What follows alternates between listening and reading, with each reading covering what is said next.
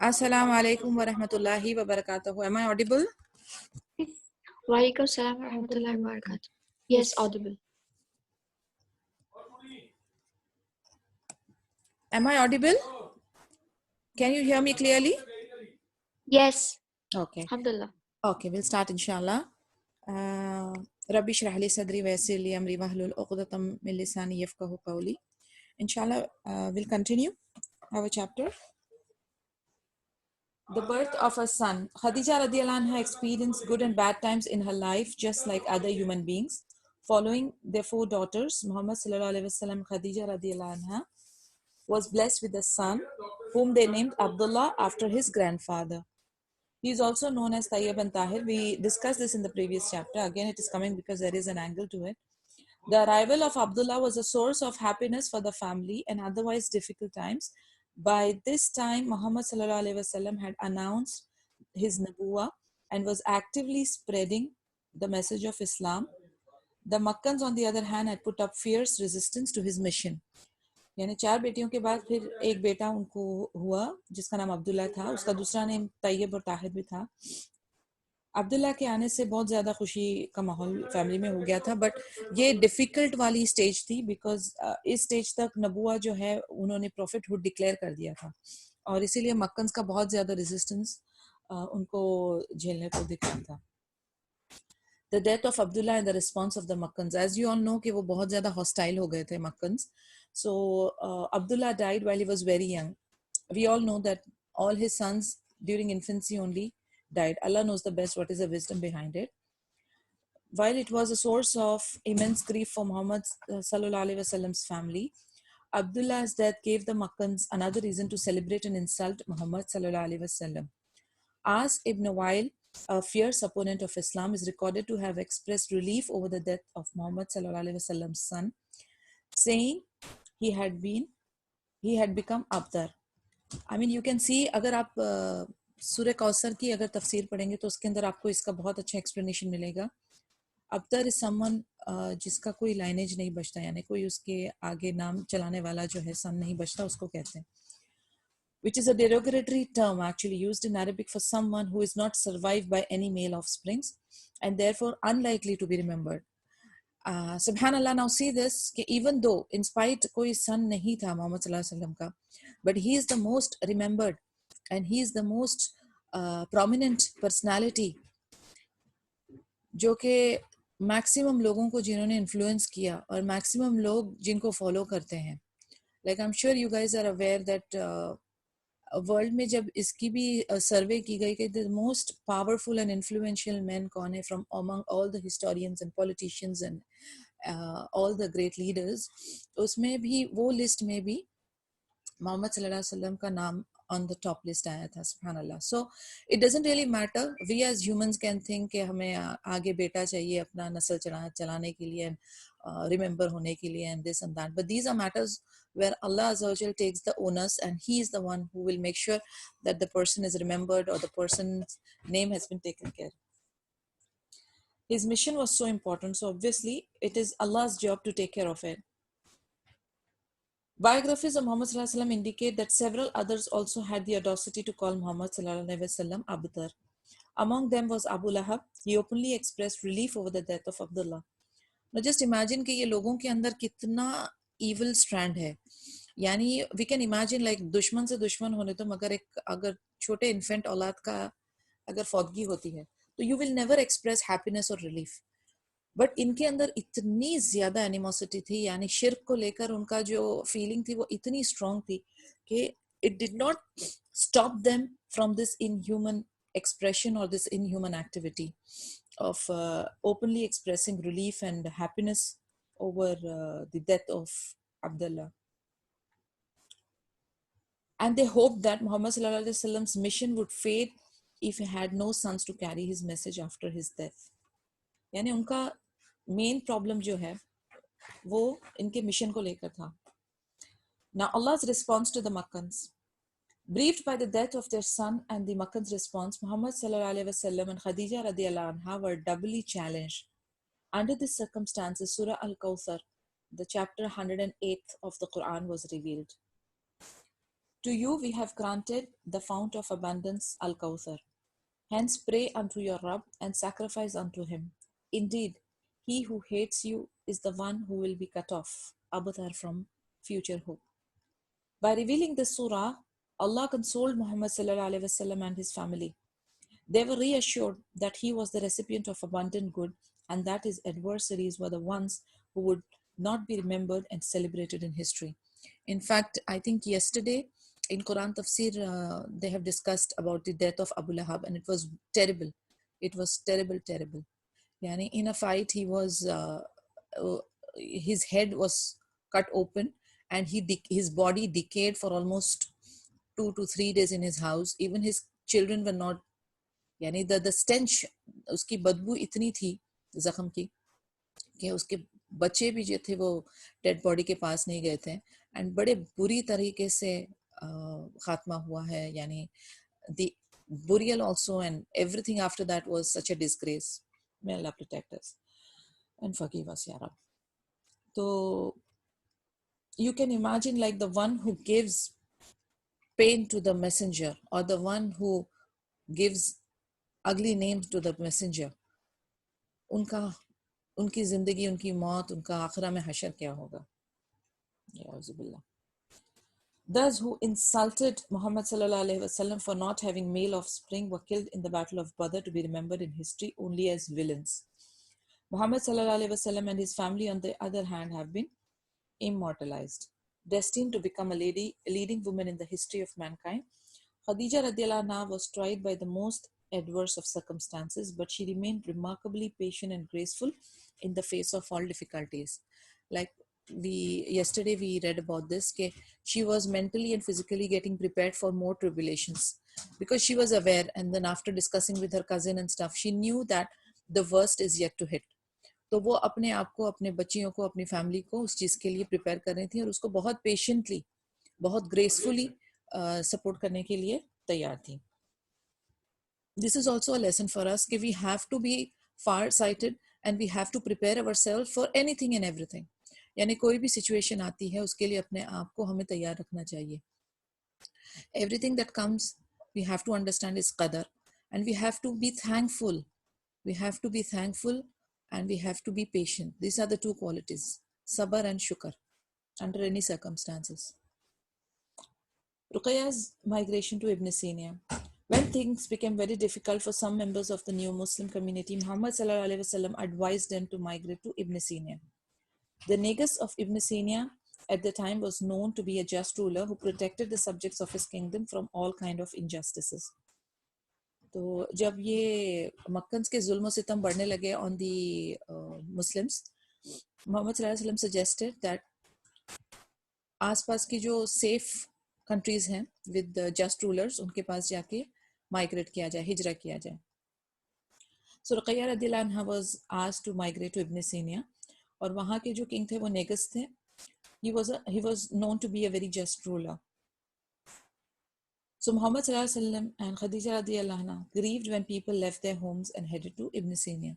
I mean, you can imagine सारी अपनी जो homeland है उसको छोड़ के आपको travel करना. It's not an easy task. It is very painful. But to save your deen, when you travel from the land of kufr to the land of Islam, of course it holds a lot of ajr. So priority is given to deen. Priority is given to your Islam. How easily you can follow your deen. Not के उस country की कितनी क्या benefits हैं, उसका passport की क्या value है. There is again a lesson for us. We should be more careful about our deen rather than just following the whims and fancies and luxuries of this world. Eventually, they had to bid farewell to their own daughter. Ruqayya and her husband Uthman ibn Affan, the couple were relieved of hardships upon arriving in Ibn Sina in Rajab of 5th year, following the appointment of Muhammad sallallahu alaihi wasallam as a Nabi. They were finally secure and free to practice their faith. Ruqayya radhiyallahu anha was quite young at the time. Her departure from Makkah was another of Khadija radhiyallahu anha's ordeal, which she bore patiently. यानी अपनी एक बेटी की ये किसी नए दूर country के अंदर विदा कर देना, she was very grieved, बहुत गम का माहौल था, लेकिन she bore it patiently. More of the Makkan's plot. Going forward, until the 7th year of Muhammad sallallahu alaihi wasallam's nubuwah, all the schemes of the Quraysh had failed to prevent the spread of Islam. The more they opposed Islam, the more it spread. In fact, ये आप देखेंगे कि ये हर सदी में हुआ है. जब जब जुल्म करने वालों ने, जब जब कुफर ने, जब जब शिर्क ने इस्लाम को दबाने की कोशिश की है या उसको ख़त्म करने की कोशिश की है, तब तब उसका उरूज हुआ है, तब तब दीन का गलबा हुआ है. सुभान अल्लाह. And the same thing happened here. The more hostile they were becoming, the more it was spreading. Hamza ibn Abdul Muttalib and Umar ibn Khattab reverted to Islam, which boosted the morale of the nascent Muslim community. ये जो दो लोग इस्लाम की तरफ mile हुए, हमजा इब्न अब्दुल मुतालिब उनके चाचा और उमर इब्न खत्ताब, ये दो के मुसलमान होने से मुसलमान कम्युनिटी को बहुत ज़्यादा स्ट्रेंथ मिली, because these both were very influential in the Makkan society and physically they possessed a lot of power and strength, यानी they were known for that. So जब ये prominent लोग इस्लाम इन्होंने कबूल किया तो मुस्लिम कम्युनिटी को एक नई स्ट्रेंथ एंड पावर मिली. A good number of Muslims lived in peace in Ibn Sina. The Quraysh had sent a delegation led by Amr ibn As to extradite Muslims from Ibn Sina, but the delegation returned without success. यानी अब आप इनकी खबासत देखें कि जब इब्न सीनिया में एक अच्छा हिस्सा of Muslims were staying peacefully, इन्होंने वहां पर भी अपना डेलीगेट भेजा नेकस को भड़काने के लिए, लेकिन अल्हम्दुलिल्लाह it didn't work and he returned unsuccessful. The pagans plotted against Muhammad ﷺ on a continuous basis. Their schemes failed, but they kept plotting. Khadija radiallahu anha witnessed and experienced all these challenges alongside Muhammad ﷺ. यानी जो भी वो लोग continuously plots करते थे, वो continuously plan करते थे अगेंस्ट मोहम्मद सल्लल्लाहु अलैहि वसल्लम के उनको कैसे उनको उनके मिशन को और उनको पर्सनली हार्म किया जाए, उनकी फैमिली लाइफ को डिस्टर्ब किया जाए. But he bore it patiently and उनके साथ जो उनको मॉरल सपोर्ट देते हुए जो साथ उनके एज अ पिलर खड़ी रही वो खदीजा रदियल्लाहु अन्हा है. On one occasion, a delegation of the Quraysh visited Abu Talib with the delegates with Amara ibn Walid, the brother of the well-known warrior Khalid ibn Walid, who embraced Islam. Amara was a handsome young man with a strong build. There was hardly anyone in Makkah who was as charming as Amara. The delegation offered Amara to Abu Talib in exchange for Muhammad sallallahu alaihi wasallam. They proposed that Amara would be like a son to Abu Talib and the two would inherit from each other. The Quraysh wanted to kill Muhammad sallallahu alaihi wasallam for challenging the religion of their forefathers. अब एक इनकी ये plot और चाल देखें उन्होंने क्या किया. आप सबको खालिद बिन वलीद के बारे में तो पता होगा रदियल्लाहु अन्हु, who had embraced Islam and he was very prominent during the battles that were fought during that time. So उनके जो भाई एक थे अमारा इब्न Waleed, he was a very handsome young man and very charming. अब मक्कन्स ने क्या किया कि ये इनके चाचा के पास आए, मोहम्मद सल्लल्लाहु अलैहि वसल्लम के चाचा के पास, और उनसे कहते हैं कि इसको एक्सचेंज कर दो अपने मोहम्मद सल्लल्लाहु अलैहि वसल्लम के अगेंस्ट में, ताकि और हमें मोहम्मद सल्लल्लाहु अलैहि वसल्लम दे दो ताकि हम उनको मार सकें. यानी किसी ना किसी तरीके से they would stoop to any low levels just to harm Muhammad sallallahu alaihi wasallam and to just stop his mission of Aqidah Tawheed. Upon which Abu Talib got offended by the audacious demands of the Makkans. He dismissed the idea in strong words and asked the delegation to leave. Mutim ibn Uday, one of the delegates, who was known to be a moderate, dared to plead with Abu Talib that the Quraysh had justifiable and reasonable demands and that he was not being open to any suggestions. Abu Talib firmly dismissed his arguments and accused him instead of siding with the Quraysh in their schemes. यानी ये कहीं ना कहीं से कुछ ना कुछ अपने दिमाग लगाते हुए वसवस में आते हुए they were trying left, right and center to stop this, to kill Muhammad sallallahu alaihi wasallam. Abu Talib's foresight. Even though Abu Talib turned down the delegation's proposal, he could see imminent trouble ahead. He realized that the Quraysh had decided to kill Muhammad sallallahu alaihi wasallam. Thus he gathered the descendants of Hashim ibn Manaf and Muttalib ibn Abd Manaf and persuaded them to help him protect Muhammad sallallahu alaihi wasallam. What did he do? He reached the family members of the clan, of his own clan, और उनको जाके उन्होंने उनकी मदद देनी चाहिए. कि out of tribal loyalty, all Muslims and non-Muslim members of the two families agreed to protect him with the exception of Abu Lahab. यानी अबू लहब के सिवाय सारे के सारे, बिकॉज इनके अंदर वो कबीला और वो वाली फीलिंग कम्युनिटी की ये सब बहुत ज्यादा स्ट्रांग होती है. So on the basis of that they agreed to protect Muhammad sallallahu alaihi wasallam except Abu Lahab. He disregarded what other members of the family thought and chose to side with the adversaries of Muhammad sallallahu alaihi wasallam. The agreement of Banu Hashim and Banu Muttalib to protect Muhammad sallallahu alaihi wasallam was a blow to the efforts of his opponent. यानी अभी इसमें जो है अबू तालिब की wisdom हमारे सामने आती है कि he shunned the ideas of exchange of Muhammad sallallahu alaihi wasallam with Amara ibn Khalid, but what he did, he immediately sensed that ये लोग बहुत ज़्यादा level पे जा रहे हैं to harm Muhammad sallallahu alaihi wasallam. So to protect him, he approached these two clans, and then they agreed. Yani alhamdulillah, if you read the seerah, you can actually know the actual words of Abu Talib, that how did he persuade them. बहुत beautifully explain है ये ar-rahiq al-makhtum, sealed nectar. Okay, आप अगर आपके पास नहीं है तो वो definitely try to grab that book as soon as everything becomes normal and try to read the seerah. बहुत beautiful incidents है उसमें, and it has been expressed very beautifully. So इस incident पे भी Abu Talib had persuaded the whole Hashim clan and explained them how things are and what is their responsibility. And with that amazing speech, alhamdulillah, Allah put positive feelings in the people's heart, and unki family clan jo thi, they agreed to protect Muhammad sallallahu alaihi wasallam. Alhamdulillah. Okay. अब इसमें जो opponents थे उनकी जवाबी कार्रवाई आप देखें क्या करते हैं. Social and economic boycott of Banu Hashim. The opponents of Muhammad sallallahu alaihi wasallam gathered again to discuss their future course of action.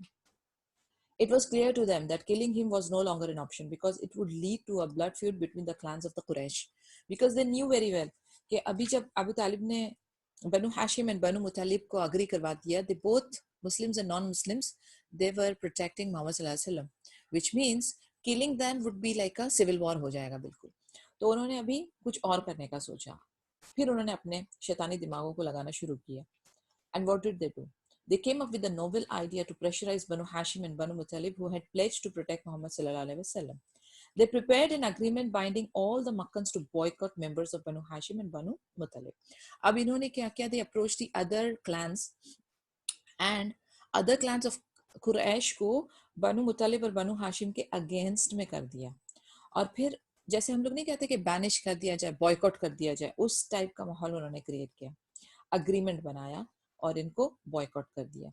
None of the Makkans would maintain any sort of social or economic ties with the two families, and a total boycott. Moreover, Banu Hashim's offer of peace was not to be entertained. यानी कहीं से भी कोई भी सुलह के रास्ते उन्होंने नहीं छोड़े. Moreover, Banu Hashim's offer of peace was not to be entertained, and the clauses of the agreement were written down and posted in the Kaaba. And after they had discussed और दूसरों को अपने कॉन्फिडेंस में लेकर उन्होंने पूरी बनु Hashim and बनु मुतलिब को boycott करवा दिया कि उनके साथ कोई भी सोशल इकोनॉमिक रिलेशंस नहीं रहेंगे. Abu Talib and other members of Banu Hashim and Banu Muttalib were forced to retreat to a valley in the vicinity of the cave of Hira outside Makkah. The valley is commonly known as Shib Abi Talib. यानी उनको अपने घरों से drive out करके outside एक valley थी which was known as Shib Abi Talib, उधर उन लोगों को ड्राइव आउट कर दिया, and they were retreated there, कि वो उधर ही रहेंगे अपने घरों के कंफर्ट से हट के, और सब लोगों से कट ऑफ हो जाएगा उनका सोशल और इकोनॉमिक रिलेशंस खत्म हो जाएंगे. ये बहुत ही टफ माहौल था, and will see what happens in their. यहाँ पर मेरे पास शिब अबी तालिब की फोटो भी है. I will try to share it with you to show you how it looks like. मैं भी आपको स्क्रीन पे आपके साथ शेयर करती हूँ. ये जो रेड मार्क हमने किया है ना, that is Shib Abi Talib. I will share the screen right now, just give me a minute.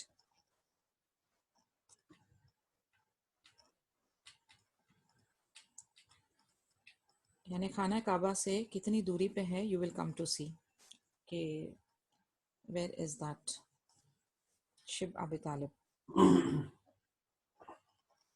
All right.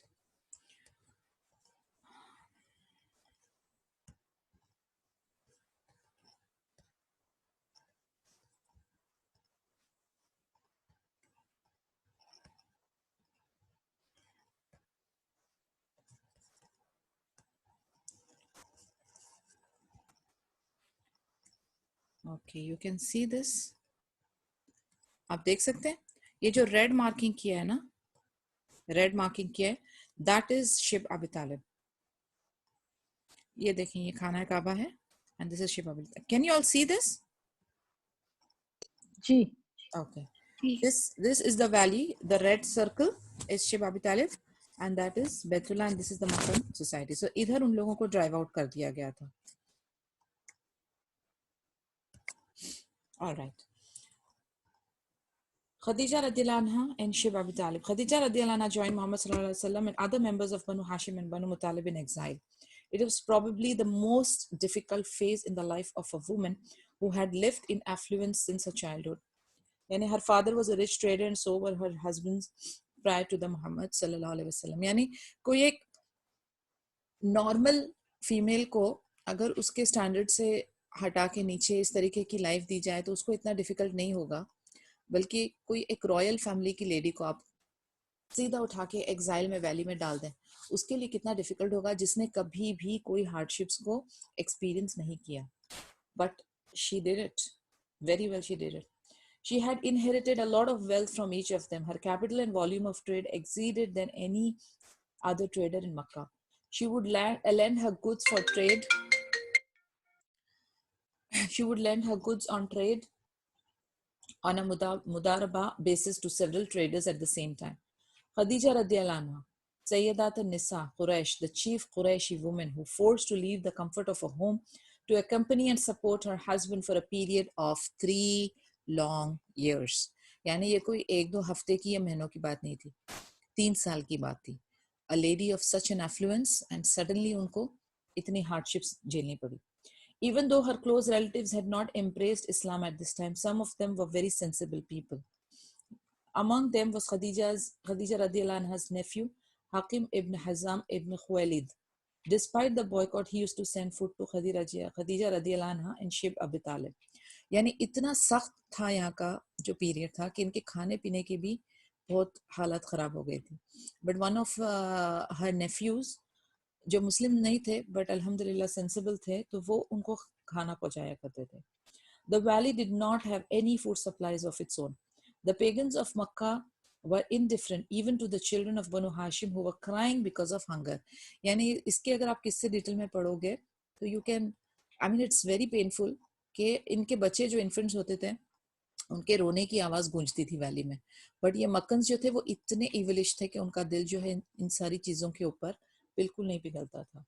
जब इंसान शैतानी वसवस या शैतानी चक्कर में होता है ना, तब उसका दिल दिमाग उसकी नॉर्मल इंसानियत वाली सोच जो है वो भी पॉइजन हो जाती है. Then you fail to see things or feel emotionally as a normal human being. Then you get converted into something very unemotional and something very inhuman.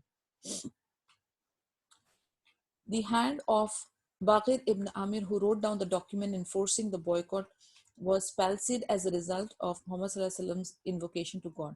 The wise and compassionate among the Quraysh used to warn them of the consequences of this boycott by referring to Baqir's suffering. यानी जिसने लिखा था ये document, his name is Baqir ibn Amir. ये जो boycott का agreement जिसने लिखा था, and he was palsied, यानी he suffered something similar to paralysis as a result of Muhammad Sallallahu Alaihi Wasallam's dua to Allah Azza wa Jal. And then the wise and the compassionate among the Quraysh, उन्होंने फिर यानी sense किया कि this is not right. Muhammad Sallallahu Alaihi Wasallam is the true messenger, और अगर हम इनको तकलीफ पहुंचाएंगे तो अल्लाह की तरफ से कहीं ना कहीं से आजाब उतरेगा. An instance of Abu Jahl's resistance to Hakim ibn Hazam's supply to Khadija radiallahu anha. यानी जो खदीजा रदियल्लाहु अन्हा के नेफ्यू जो खाना पहुंचाते थे, उसमें अबू जहल की रेजिस्टेंस देखेंगे अभी हम. Hakim ibn Hazam was one of the influential personalities in Makkah. Once he sent his slave to deliver some wheat to Khadija radiallahu anha in the valley outside Makkah. Abu Jahl को इसके बारे में idea लग गया. He went out to seize the slave. When he intercepted the slave, he shouted at him and threatened to humiliate him if he carried any grain to Banu Hashim. यानी उसको पता चल गया, उन्होंने जाके वो स्लेव को पकड़ लिया और कहा कि उसको अभी सीज कर देंगे अगर उसने एक भी दाना उधर पहुंचाया तो. By chance, Abu al-Bakhtari ibn Hashim, another tribal leader, passed by Abu Jahl, said to him, The slave of Hakim ibn Hazam is carrying grain to Muhammad sallallahu alaihi wasallam, and I shall not let him. Abu al-Bakhtari replied, Abu al-Hakim, Hakim ibn Hazam possessed some of his aunt Khadija's wheat, which she would have asked him to deliver. अब ये भी एक काफ़ी wise person है. उन्होंने क्या कहा? उन्होंने कहा कि खदीजा रदियल्लाहु अन्हा का कुछ वीट गंदम जो है वो हाकिम इब्न हज़ाम के पास है, मे बी अपना ही वीट वो मंगा रही होंगी. It is okay, let him go. Abu Jahl remained adamant that he would not let the slave deliver grain to the exiled Makkans in Shib Abi Talib. Upon which Abu al-Bakhtari retreated. Let him go. A person wants to return what he owes to his starving aunt. But your hard-heartedness would not allow this. Abu Jahl was enraged by this. The two exchanged harsh words, then attacked each other physically. Abu al-Bakhtari pulled down Abu Jahl's camel, knocked him off his saddle, and hit him in the head with the camel bone. Abu Jahl started bleeding, but Abu al-Bakhtari continued to beat and berate him. यानी Abu अल-बख्तारी was a strong man. इन लोगों की इसी के ऊपर जब जिरा होने लगी, बात उनकी आर्ग्यूमेंट्स पे पहुंच गई, and then physically they started assaulting each other. Abu al-Bakhtari was pretty strong. उन्होंने उनको knock off कर दिया with a camel bone, and he started bleeding. Abu Jahl could neither protect himself from Abu al-Bakhtari nor stop Hakim's slave from delivering grain to Khadija radiyallahu anha. What was more embarrassing for him was that Hamza ibn Abdul Muttalib witnessed the episode from a hilltop in Shib Abi Talib. Imagine the patience. यानी ये सारा किस्सा जो है ये हमजा इब्न अब्दुल मुतालिब ये hill top पे से देख रहे थे शिब अबी तालिब, तो उनके सामने इनकी बेइज्जती हो गई और इनको अच्छी खासी मार पड़ गई. Imagine the patience and perseverance of Khadija radiyallahu anha at a time when she was 65 years old. यानी इस इंसिडेंट में उनकी एज almost 65 years थी. She starved along with Muhammad sallallahu alaihi wasallam and other members of his family. And they were literally starving. This was the most harsh and hard time for the Muslims of that time. Her husband faced death threats. Things had worsened so much that Abu Talib would get Muhammad sallallahu alaihi wasallam to sleep in someone else's bed every night after others had gone to sleep so that the Makkans could not harm him in the dark. यानी इतना threat अभी भी बना हुआ था कि रोज जो है उनके चाचा अबू तालिब जो है वो उनको रात को सोने की जगह चेंज करते थे ताकि मक्कन्स जो है उनको हार्म करने का कोई प्लॉट अगर बना रहे हो तो उनको वो चांस ना मिले. If the place is fixed for him they can come and kill him any time. So he used to change his place. अब आ रही है बारी द डेथ ऑफ खदीजा रदियल्लाहु अन्हा. The boycott lasted for about 3 years. However, Abu Talib and Khadija radiallahu anha, the two strongest supporters of Muhammad sallallahu alaihi wasallam, died soon after returning to Makkah from Shib Abi Talib. यानी देखा जाए तो ये जो difficult phase था जहाँ पर उन्होंने बहुत सारी फिजिकल मेंटल इमोशनल हार्डशिप्स झेली, उसी दौरान उनकी तबीयत भी थोड़ी सी नासाज रही. And then after the return after 3 years to Makkah, overall देखा जाए तो the biggest supporters and pillars for Muhammad सल्लल्लाहु अलैहि वसल्लम at this point were his chacha Abu Talib and Khadija radiyallahu anha. And sadly, both of them died. According to Ibn Kathir, Khadija radiyallahu anha died 3 days after Abu Talib. Yani back to back literally, ये दोनों expire हो गए. Other historians have reported differently. What is the correct and accurate report? Allahu alam. It is, however, certain that the two died within a few days of each other. It is recorded that Khadija radiallahu anha died during Ramadan of the 10th year of Muhammad sallallahu alaihi wasallam's nubuwwah. According to some reports, the daily prayers had not been ordained by this time. Khadija radiallahu anha was buried at a place called Hujun. Muhammad sallallahu alaihi wasallam personally descended into the grave to bury her. Khadija's nephew Hakim ibn Hazam also participated in the burial. Abu Talib had supported and protected Muhammad sallallahu alaihi wasallam outside, while Khadija radiallahu anha comforted him at home. Both loved and cared for Muhammad sallallahu alaihi wasallam more than anyone else alive at the time. And you can imagine the kind of support and the kind of comfort and the kind of a pillar she was within the comforts of the home. And Bahar, unke chacha Abu Talib, how he used to protect. तो ये दोनों protectors का, ये दोनों supporters का back to back चले जाना, ये इसलिए ये साल को जो है बड़ा गमगीन साल माना जाता है. Because this was the biggest and the greatest blow, emotional blow, to Muhammad sallallahu alaihi wasallam, क्योंकि उनके सबसे strongest pillars जो हैं वो back to back चले गए थे. And that is why this year was the year of grief. The year Abu Talib and Khadija radiallahu anha died is remembered in history as the year of grief. The death of two grieved Muhammad sallallahu alaihi wasallam enormously. These were the two who had supported him in difficult times. He was now more vulnerable to the schemes of the Makkans. The Makkans intensified their opposition to Muhammad sallallahu alaihi wasallam in the days and months that followed.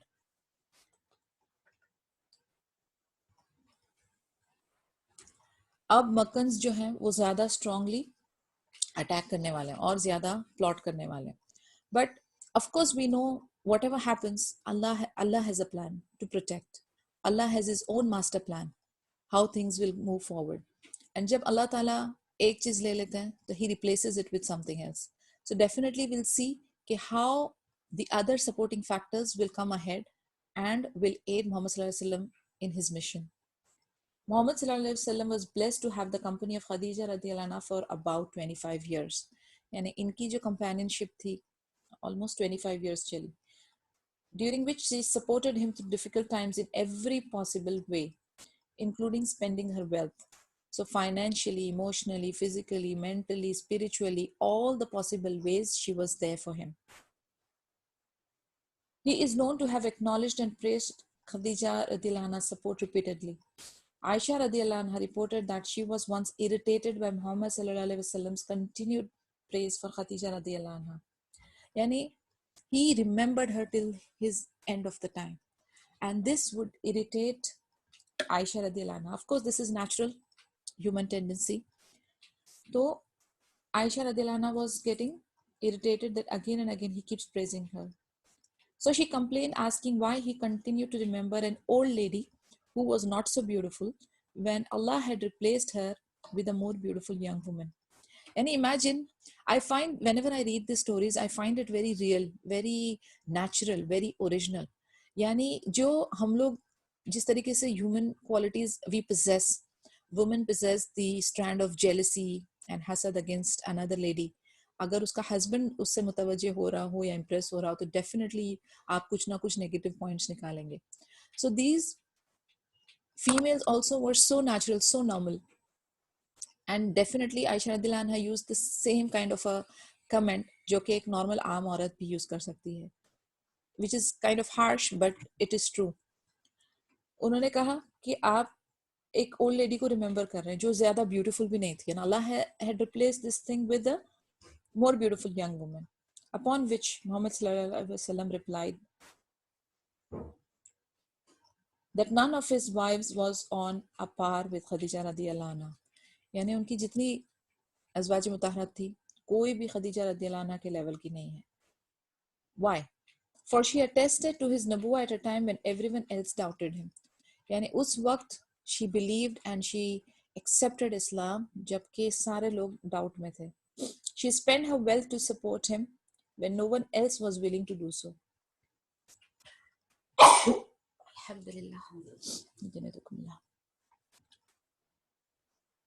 And she spent her wealth to support him when no one else was willing to do so, and mothered her children which no other wives did. Yani, she was the one who bore Muhammad sallallahu alaihi wasallam's children, and then Maria Qibtiyya also had one son. But besides these two, और किसी के through औलाद नहीं हुई थी. Some biographers have mentioned that Muhammad sallallahu alaihi wasallam was angered by Aisha radhiyallahu anha. When Aisha radhiyallahu anha realized that Muhammad sallallahu alaihi wasallam did not like what she said, she promised him that she would only remember Khadija radhiyallahu anha with good words. Again, itna natural or itna beautiful reaction.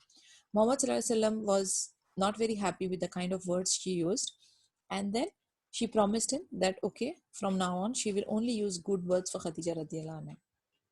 Another of Aisha radhiyallahu anha's report gives further insight into Muhammad sallallahu alaihi wasallam's affinity for Khadija radhiyallahu anha. Khadija radhiyallahu anha's sister Hala once knocked at Muhammad sallallahu alaihi wasallam's door and sought permission to enter. And Khadija radhiyallahu anha ki ek sister thi Hala. She knocked the door of Muhammad sallallahu alaihi wasallam and sought permission घर में enter होने के लिए. Hala was not only Khadija radhiyallahu anha's sister but also the mother-in-law of his daughter Zainab.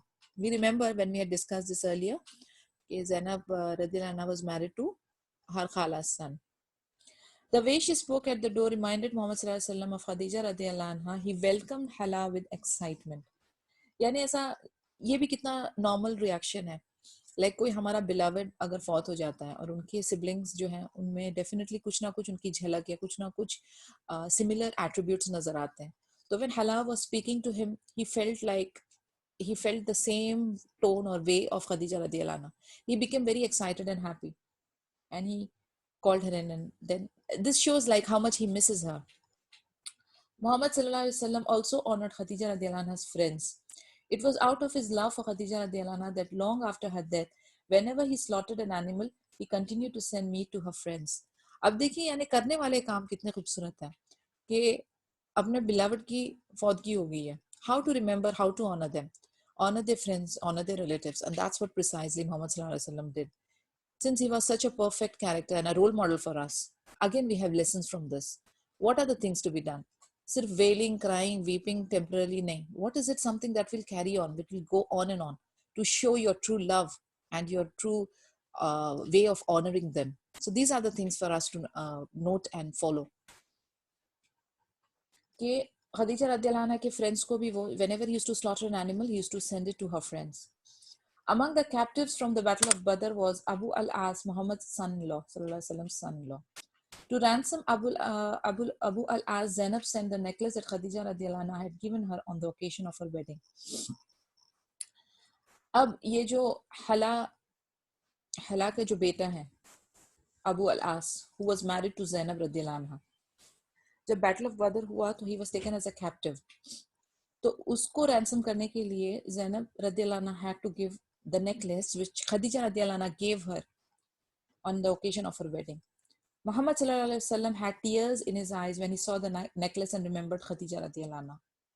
He pleaded with his companions to release Abu al-As and return the necklace. The companions agreed. Abu al-As was not only Khadija radiallahu anha's son-in-law but also her nephew. यानी वो जो कहते हैं ना वो जख्म एकदम ताज़ा था. He never forgot her. He was always there remembering different incidents, different moments of his life. So when he saw the necklace, he cried and he remembered. And then Abu al-As was released because of course he was not only the son-in-law but also her nephew. Muhammad sallallahu alaihi wasallam was 25 when he married Khadija radiallahu anha, and they spent another 25 years together. During this time, he did not marry any other woman. इसकी एक actually question आया था. One of the sisters had asked, and I had posted a detailed explanation on the hikmah of having multiple wives in the case of Muhammad sallallahu alaihi wasallam. She had asked, what is the hikmah of having no multiple wife when Khadija radiallahu anha was alive? तो उसको समझने के लिए I had posted a very detailed thing कि इस सवाल को समझने के लिए आपको ये जानना जरूरी है कि what was the reason for him to marry other wives. It was not for the fun's sake, for any desire or for any other reason, but it was for the sake of Islam, for the sake of Deen. And most of these women were either divorces or widows, except for one who was a virgin, who was Aisha radiallahu anha. And वो भी fix जो है वो अल्लाह अज़्ज़ा वजल ने की थी, यानी उनकी 2 शादियां जो है वो अल्लाह ताला ने डिक्लेयर की हुई थी, which is mentioned in the Quran. So आपको ये जानना बहुत जरूरी है कि why were this marriage consummated? So there is a big reason for that. And in case of Khadija radiallahu anha, Allah had a different mission and plan, and since they were madly in love with each other, it's not a condition that somebody has to marry up to 4 के obligatory हैं. It's not necessary. उसके situations and circumstances and remember, it's a solution. It is not something to create a problem out of your own whims and desires. And marriage just not calls for enjoyment and fulfilling your desire. It also calls for loads of responsibilities and duties that needs to be adhered to. So it's a very deep understanding kind of a thing. May Allah give us that knowledge and hikmah and ilm and amal, and an open heart and mind to accept what has been made halal in this world for us as Muslims. Okay.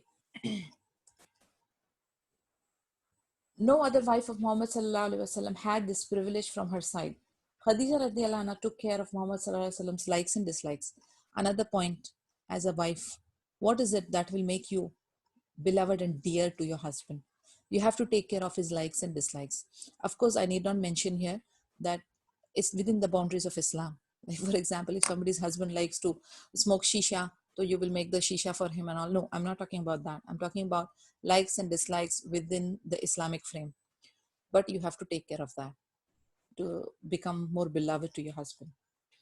Once in a moment of envy, Aisha radiallahu anha complained that Muhammad sallallahu alaihi wasallam remembered and praised Khadija radiallahu anha as if she was the only woman in the world.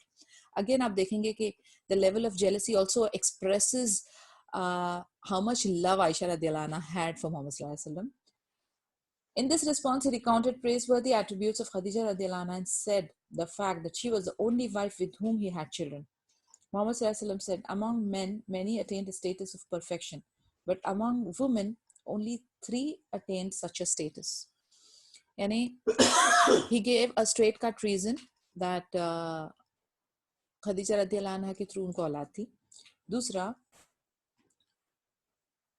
काफी सारे men जो है उन्होंने perfection की status हासिल की थी, but women सिर्फ 3 थी जिन्होंने ये status हासिल किया था.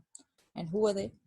Asiya, the wife of Pharaoh, Maryam, the mother of Isa alayhi salam, and Khadija radiallahu anha bin Khuwailid.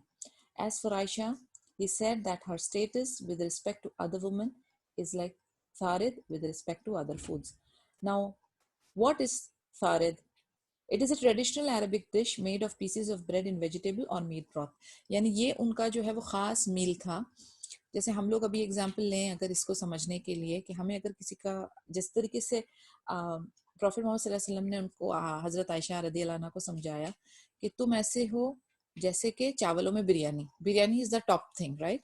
So he explained it with comparing her to a dish which was more sought out in Arabs at that time. So Aisha radiallahu anha definitely has a very high status, but as per the Quran, the females who have been mentioned to have attained a status of perfection are 3. So in that 3, Khadija radiallahu anha was included. And this is not something which Muhammad sallallahu alaihi wasallam did it by his own wish or desire. This is something which is there in the book of Allah, in Quran. So the attributes shared by the highest women of Islam, Asiya, Maryam, and Khadija radiallahu anhuma, protected and supported a Nabi in the best possible way. कौन सी ऐसी quality थी जिसकी वजह से उनको ये high status मिला? Because they protected, they supported, they comforted the Nabi of their time. Asiya raised Musa alayhi salam in her palace and subsequently attested to his claim of nubuwah.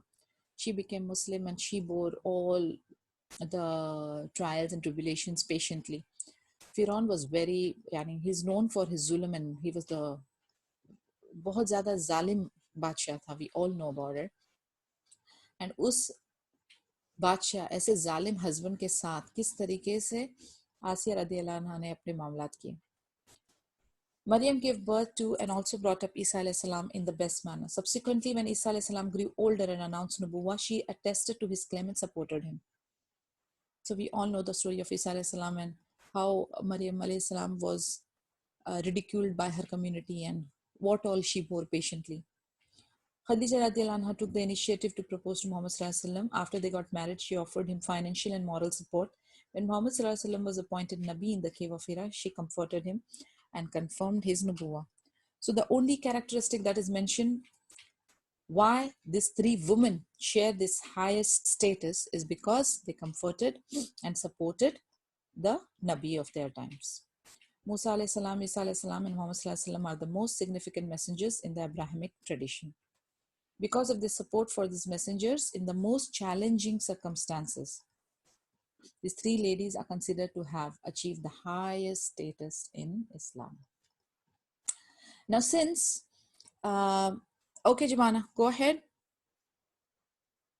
Actually, I have heard there are 4 highest ladies, which includes the daughter of Prophet Muhammad sallallahu alaihi wasallam. Yes. Fatima radiallahu anha and Asiya and radiallahu anhum yani. Yeah. Maryam alayhi salam and Khadija, right? Right. But then these are the females who are kind of mentioned in the Quran, you can say, but we are talking about a different level of status that they enjoy. I mean, there are quite a few ladies mentioned in the Quran, Fatma radiallahu anha, Aisha radiallahu anha, they hold a different status in terms of being the ladies and the leaders in the Jannah and things like that. But we are talking about ladies of different stature because they supported the Nabi during their difficult times. So these three ladies are very prominent in that course. Okay. They had Nabi, Jazakallah. yeah, they had these three Nabi, Musa alayhi salam, Isa alayhi salam, and Muhammad sallallahu alaihi wasallam, and they supported them at the most difficult times when they were spreading the message of Tawheed.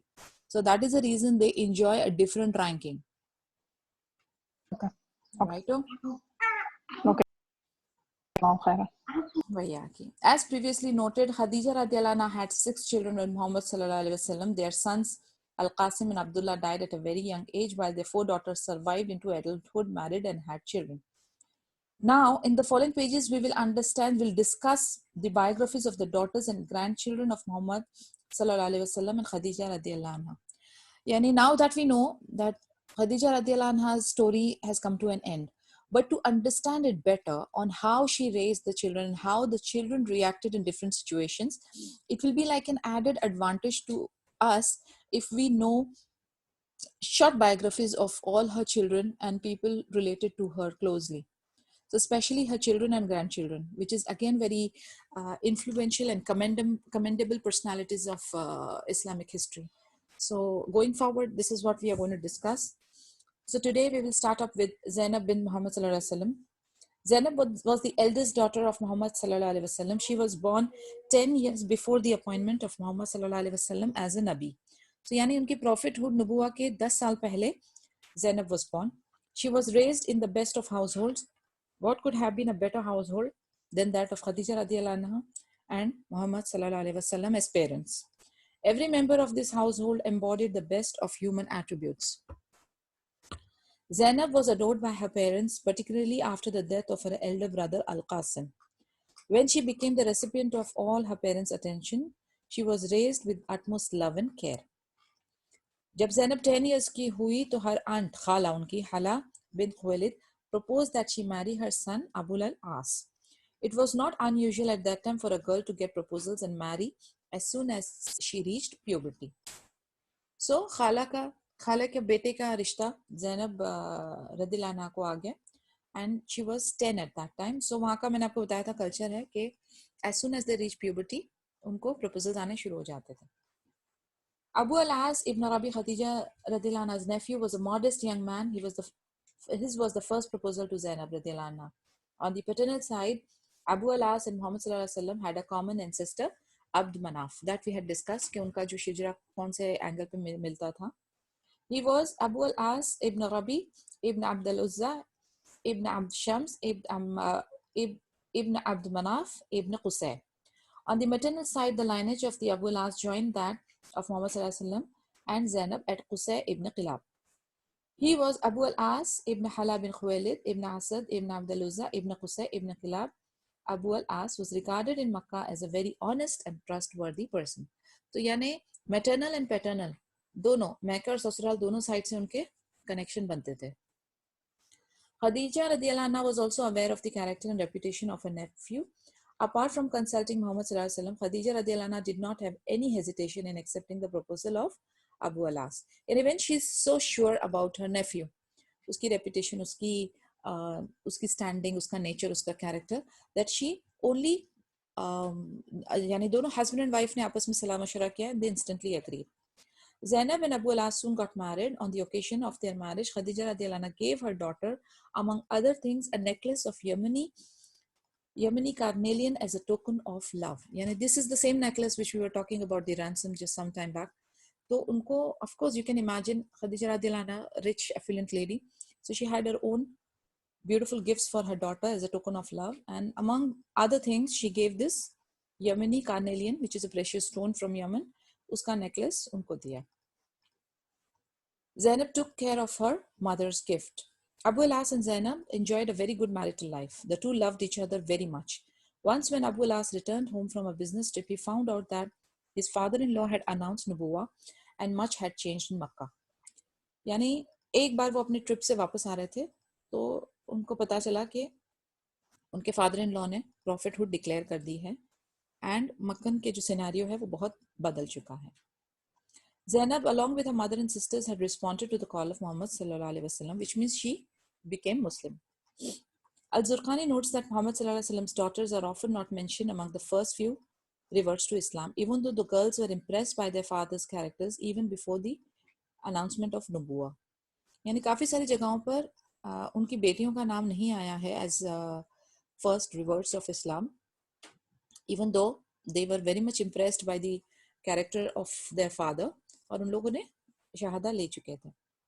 Aisha radiallahu anha is reported to have said, when Allah honored his Nabi Muhammad sallallahu alaihi wasallam with nubuwa, Khadija radiallahu anha and his daughters immediately responded to his call. यानी married होने के बावजूद अपने husband या ससुराल से कोई सलाम मशवरा नहीं, बट उन्होंने instantly इस्लाम कबूल किया. When Zainab revealed to Abu al-As that she had embraced Islam, he quietly left home.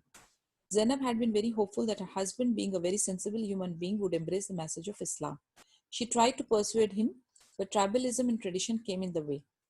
Abu al-As said to Zainab that he did not doubt the veracity of Muhammad sallallahu alaihi wasallam's claim, but he feared that people would think he abandoned the religion of his forefathers for his wife. Nevertheless, he did embrace Islam years later. अब आप देखें again हमारे लिए lessons है इसमें.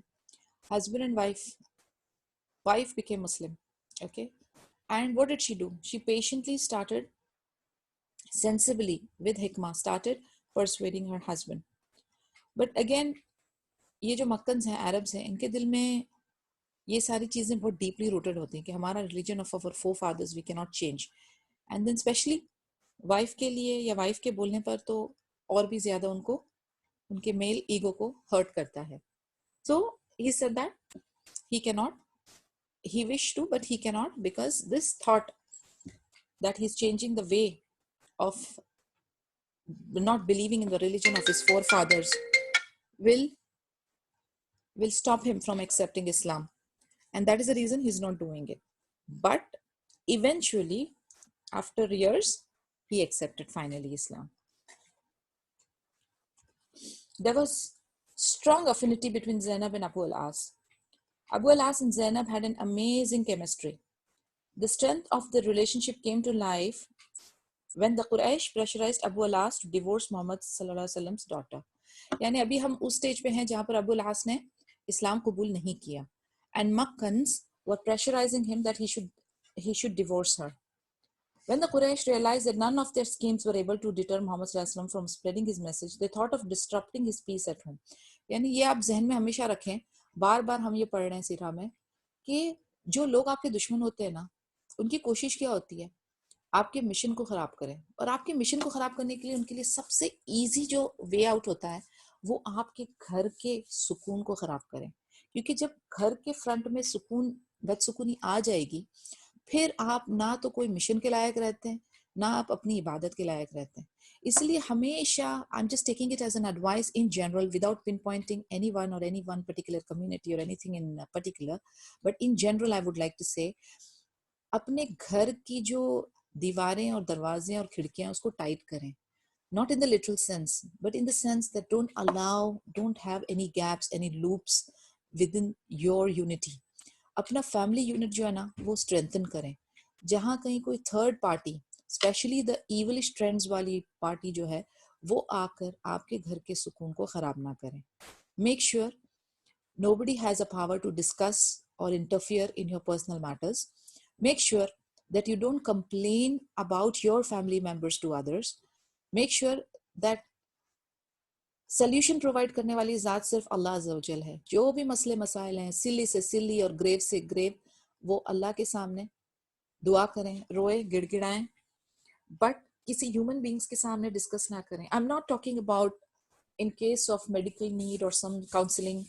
yes, you can take help and assistance, but I'm talking about general chit chatting and gossiping and बस family members की बुराई करना होता है. काफी सारों में ये आदत होती है. yes Jiman, I'll just come to you, give me a minute.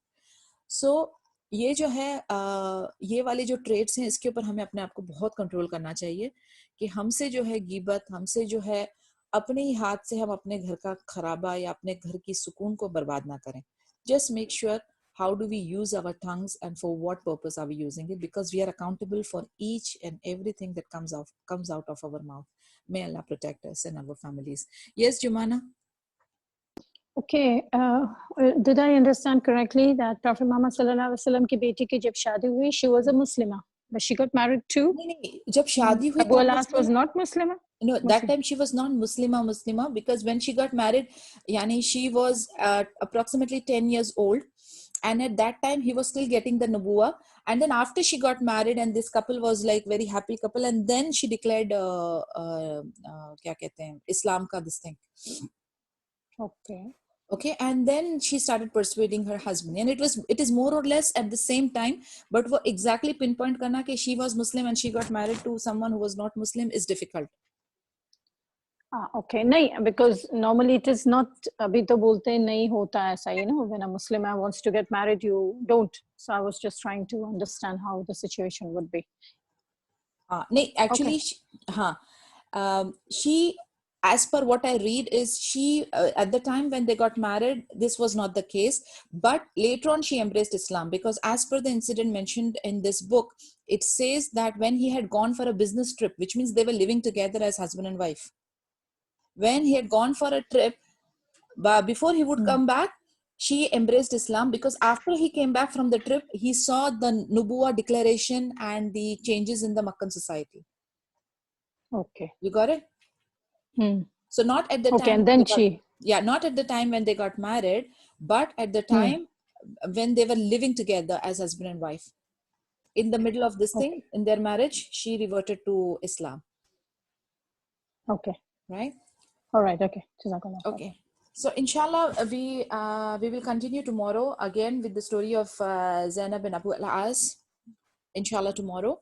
And if there are any questions relating to the chapter or whatever, please ask, or else we will conclude.